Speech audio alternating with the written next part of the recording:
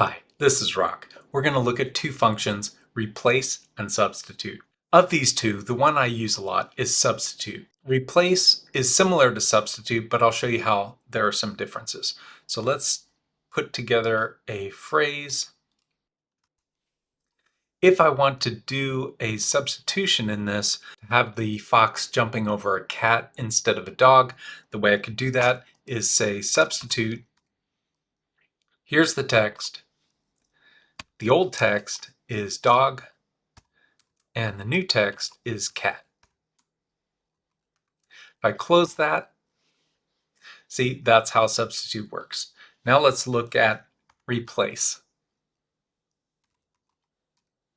In this case, if the old text is that, it asks next for the start number. So in this case, instead of being able to just type in dog, I need to know where dog starts. So let me find that out first. When I want to pause the creation of a function, I usually put an apostrophe in front of the equal sign. It will mark it as text, so I can go and do something else and come back and keep working on that function later. So let me say find dog in this text, and it's 42. So now I know that I can use 42 as the place dog starts. Now, number of characters. It's easy to count. I'm just going to say 3, and then the new text is going to be cat. So I was able to achieve the same thing, but you see how, for me anyway, what I'm usually trying to do has more to do with replacing specific text with other specific text, not so much replacing things at a particular character place. But you can see how when you work with data a lot, often you may be looking to replace that specific character space in the line of text with another set of text.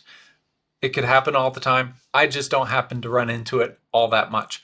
But replace and substitute each have their benefits. I'm more of a substitute fan. Note too that substitute can be used if you had multiple things to replace. Let's say you wanted to have a cow jump over the cat instead of a fox. You can put substitute outside this. Substitute that whole thing with the old being fox and the new being cow. So you see how there are nested substitutes in here. I often do that when I have multiple things that I need to substitute. You can nest it that way. So that is replace and substitute. Next, we're going to look at char, which is a function that lets you indicate a particular character in a function. See you then.